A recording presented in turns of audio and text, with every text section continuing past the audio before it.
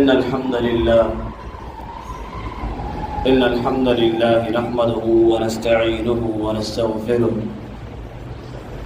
ونعوذ بالله من شرور أنفسنا وسيئات أعمالنا من يطع الله ورسوله فقد رشد واهتدى ومن يعص الله ورسوله فقد ضل وغوى فإن أصدق الكلام كلام الله وأحسن الهدي هدي محمد صلى الله عليه وسلم وشر الأمور محدثاتها وكل محدثة بدعة وكل بدعة ضلالة وكل ضلالة في النار. أعوذ بالله السميع العليم من الشيطان الرجيم. بسم الله الرحمن الرحيم. يا أيها الناس اتقوا ربكم الذي خلقكم من نفس واحدة وخلق منها زوجها وبث منهما رجالا كثيرا ونساء واتقوا الله الذي تساءلون به والأرحام إن الله كان عليكم رقيبا. يا أيها الذين آمنوا اتقوا الله حق تقاته ولا تموتن إلا وأنتم مسلمون. يا أيها الذين آمنوا اتقوا الله وقولوا قولا سديدا يصلح لكم أعمالكم ويغفر لكم ذنوبكم ومن يطع الله ورسوله فقد فاز فوزا عظيما. اللهم صل على محمد وعلى آل محمد كما صليت على إبراهيم وعلى آل إبراهيم إنك حميد مجيد. اللهم بارك على محمد وعلى آل محمد كما باركت على إبراهيم وعلى آل إبراهيم إنك حميد مجيد. قال الله تبارك وتعالى في القرآن المجيد: اليوم أكملت لكم دينكم وأتممت عليكم نعمتي ورضيت لكم الإسلام دينا. قال الله تبارك وتعالى في مقام آخر: ومن يبتغ غير الإسلام دينا فلن يقبل منه وهو في الآخرة من الخاسرين. آج کے دن کی مروجہ بدعات، جن بدعات کا اسلام کے ساتھ کوئی تعلق نہیں، ان کو اسلام کے اندر اسلام بنا کر داخل کیا گیا ہے. کیا یہ بدعات جو ہیں اسلام کے اندر زبردستی داخل کیے جانے کے بعد اسلام کی حیثیت رکھتی ہیں یا نہیں؟ سب سے پہلی بات، اسلام کے حوالے سے جو ہے اللہ تبارک و تعالیٰ نے کلام مجید کے اندر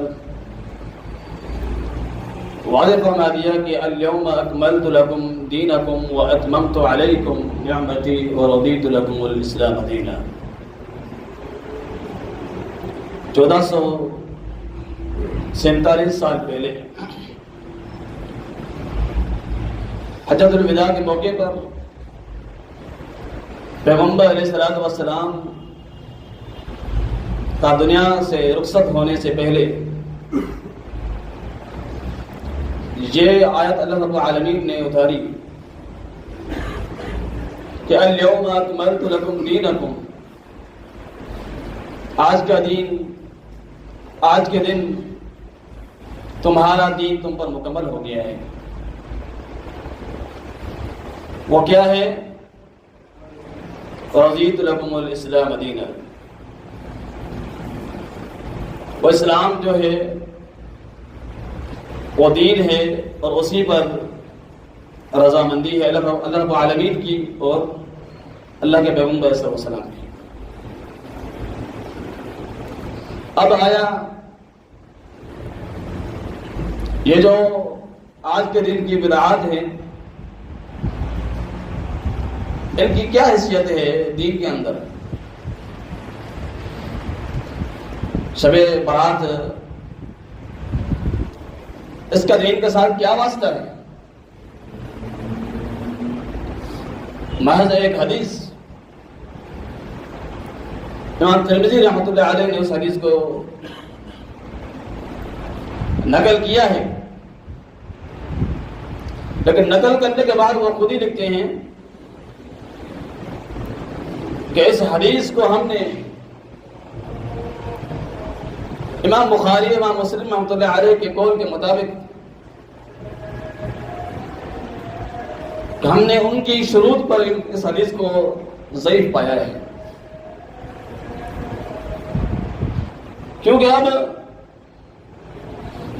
اسلام کی جو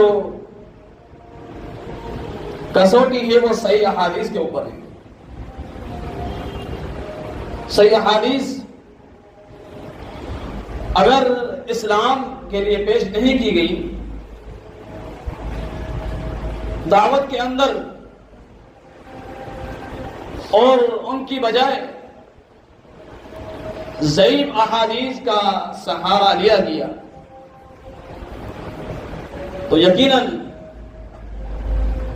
پھر یہ جو معاملہ ہے یہ گمراہی کی طرف جائے گا۔ وَمَا كُلُّ بِدْعَةٍ ضَلَالَةٍ وَكُلُّ ضَلَالَةٍ فِي النَّارِ۔ جب معاملہ گمراہی کی طرف جائے، گمراہی کیا کرتی ہے؟ گمراہی آگ میں لے جانے والی چیز ہے، کیونکہ دین اللہ کے پیغمبر علیہ الصلوۃ والسلام کی زندگی میں مکمل ہو چکا ہے۔ اب اس کے بعد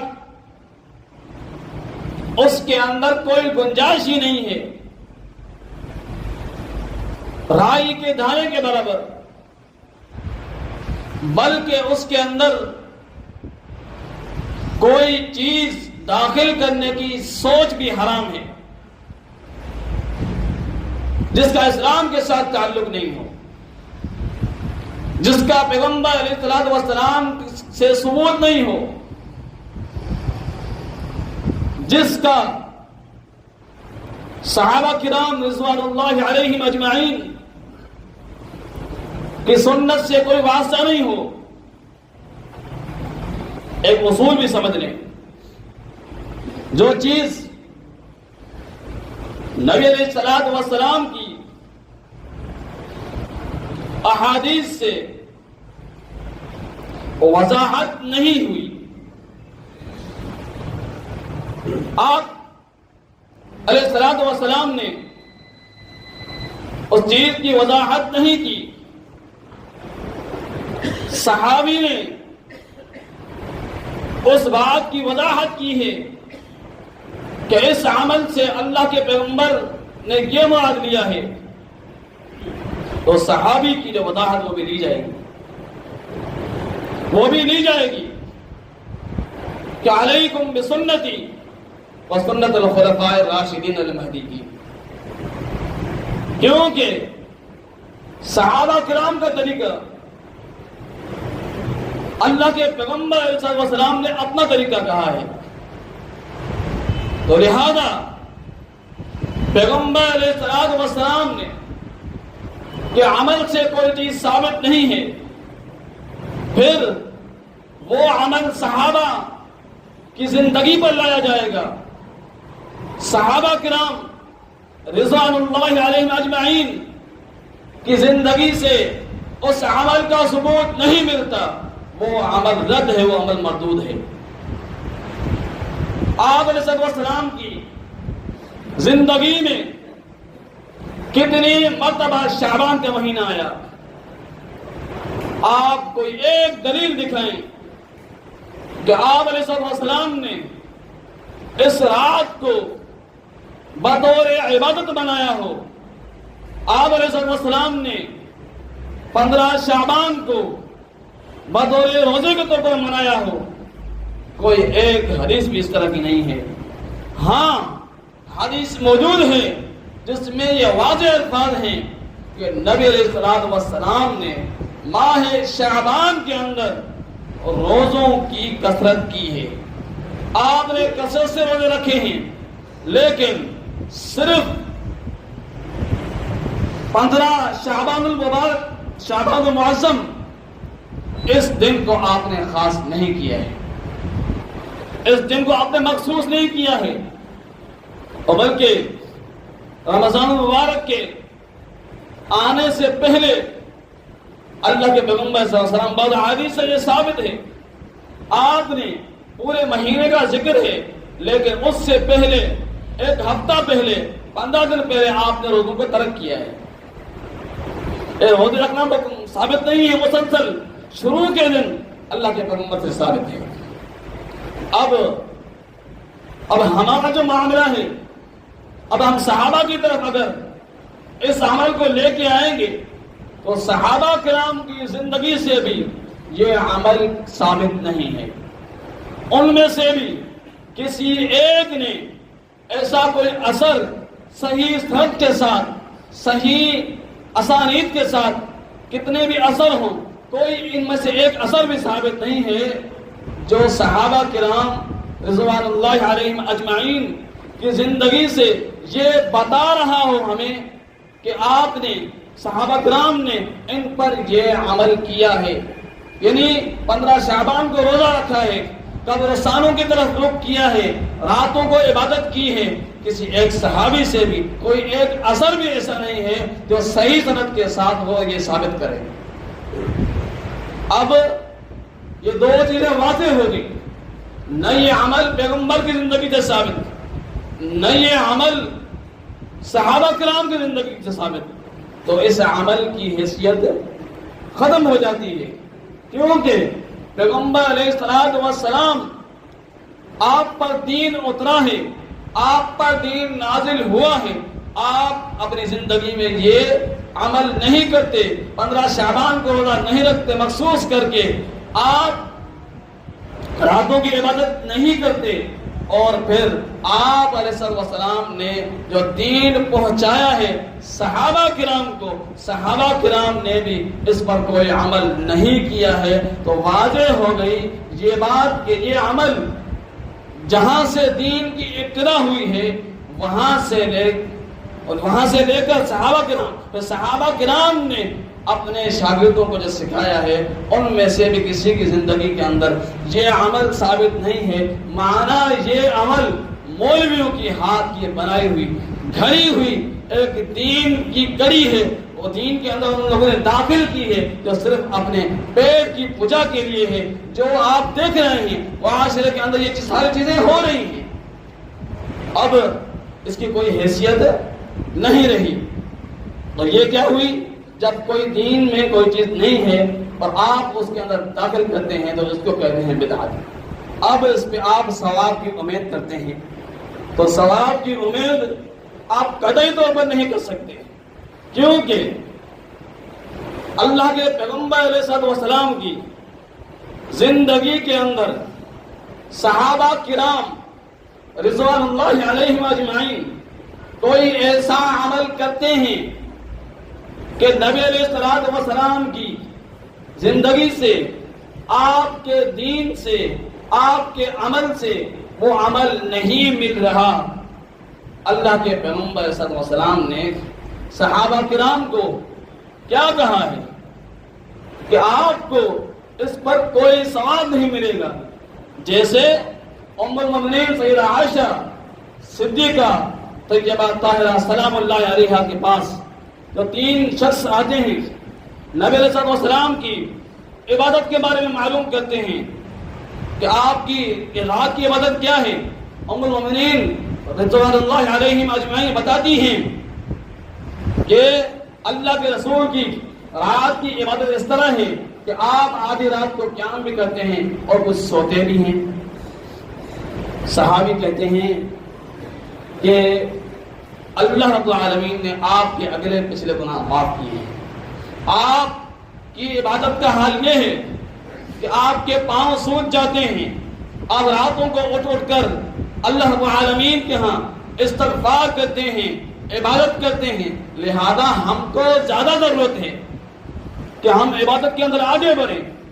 صحابی کہتے ہیں کہ آج کے بعد میں پوری رات قیام کروں گا، سوؤں گا نہیں۔ دوسرا کیا کہتا ہے؟ روزے کے بارے میں اللہ کے رسول کے روزے کے بارے میں سوال کرتا ہے۔ ام المؤمنین سیدہ عائشہ رضی اللہ عنہ کہتی ہیں کہ اللہ کے رسول روزے کے حوالے سے یہ ترتیب ہے آپ کی کہ آپ روزہ چھوڑتے بھی ہیں ایک دن اور ایک دن رکھتے ہیں۔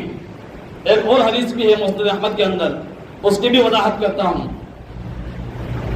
تو صحابی کہتے ہیں کہ میں ہمیشہ روزہ رکھوں گا، کبھی بھی روزہ ترک نہیں کروں گا۔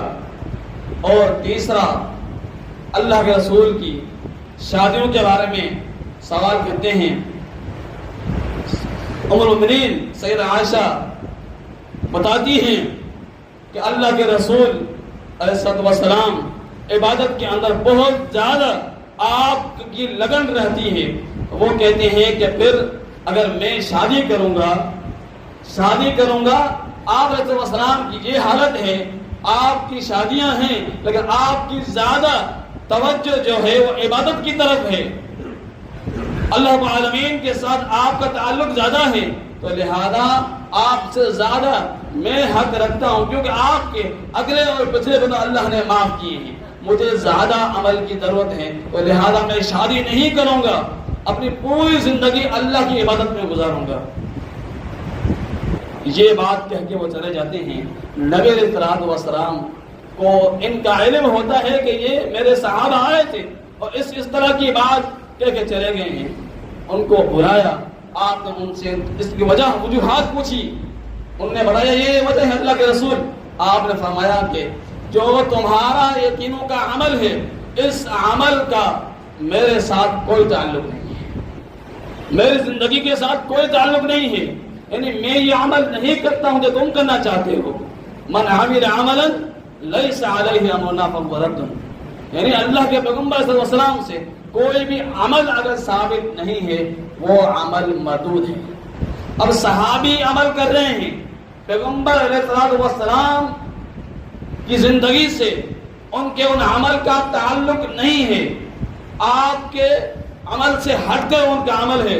اللہ کے پیغمبر صلی اللہ علیہ وسلم انہیں واضح الفاظوں میں یہ بتا رہے ہیں کہ کوئی ثواب نہیں ملے گا۔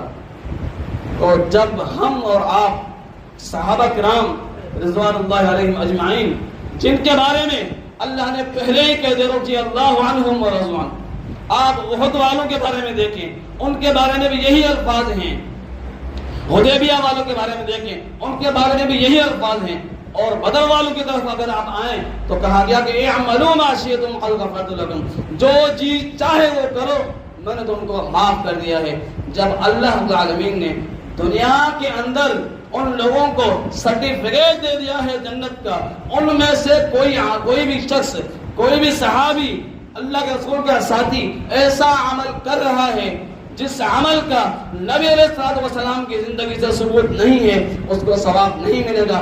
آپ اور ہم وہ عمل کریں جس کا نبی علیہ السلام کی زندگی سے کوئی تعلق نہیں ہوتا، ثواب کی امید کیسے کر سکتے ہیں؟ ثواب کی امید کیسے کر سکتے ہیں؟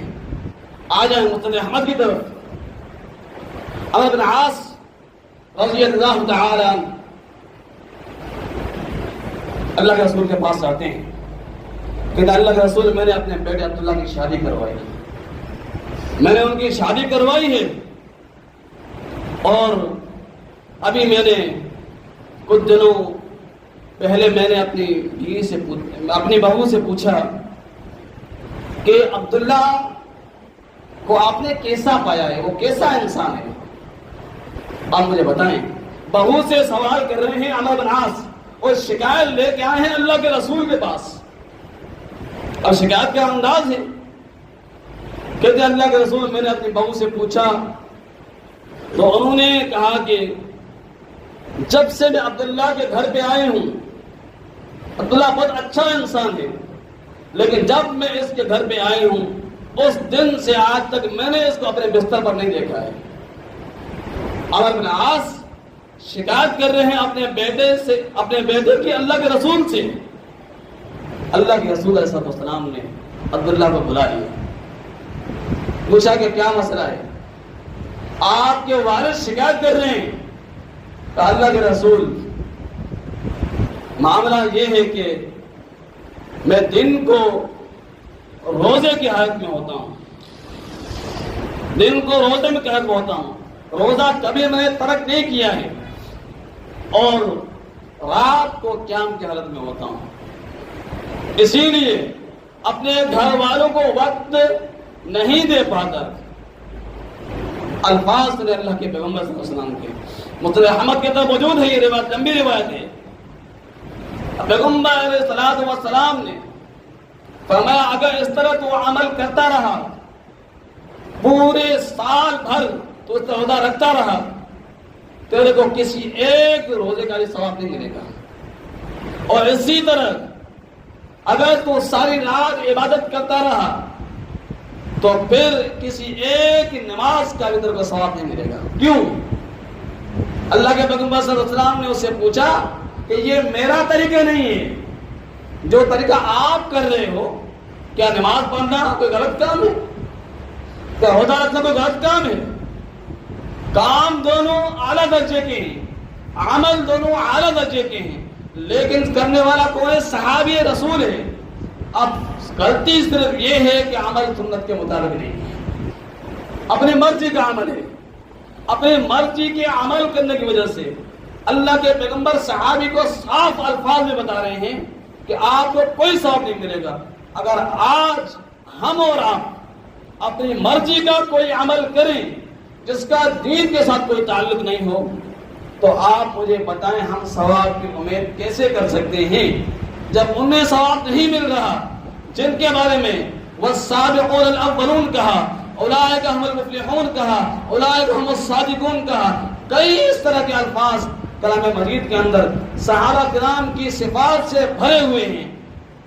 کلام مجید بھرا ہوا ہے صحابہ کرام کی صفات سے، اللہ نے پہلے ہی انہیں سرٹیفکیٹ دے دیا جب وہ ایسا عمل کرتے ہیں جس کا پیغمبر کی زندگی سے تعلق نہیں ہے، انہیں ثواب نہیں مل رہا۔ پیغمبر صلی اللہ علیہ وسلم واضح کر رہے ہیں کہ کوئی ثواب نہیں ملے گا۔ آپ اور ہم اگر کوئی بھی ایسا عمل کریں گے جو آج جو عمل ہو رہا ہے، کئی لوگ روزے کل سے روزے کے اندر ہیں، کئی لوگوں نے رات کو اٹھ کر عبادت کی ہے، بھائی یہ ثبوت کہاں سے آیا؟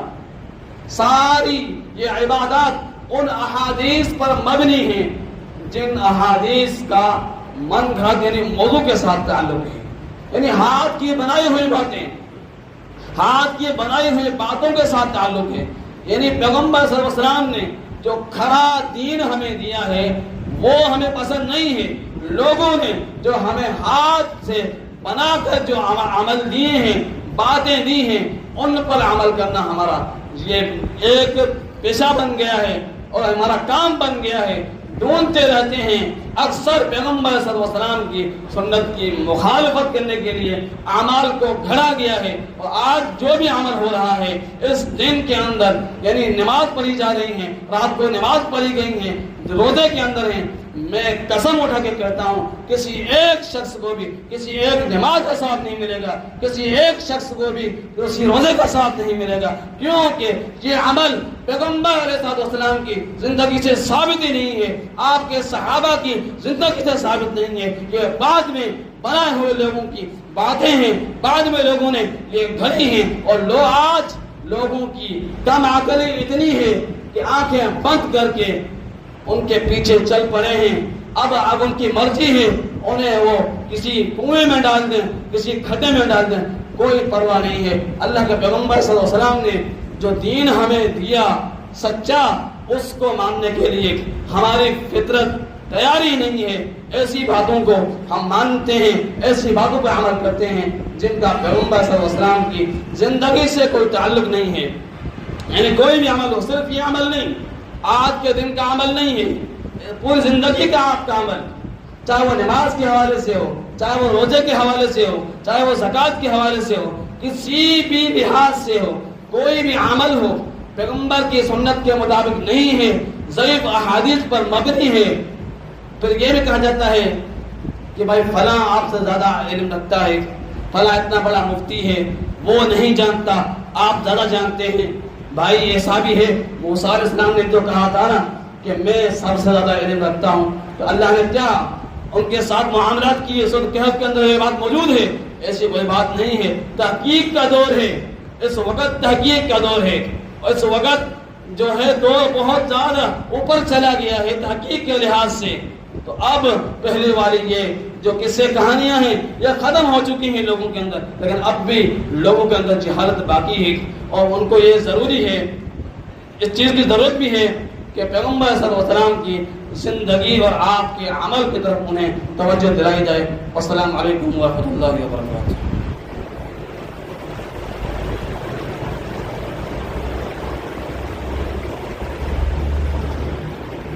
إن الحمد لله نحمده ونستعينه ونستغفره ونؤمن به ونتوكل عليه ونعوذ بالله من شرور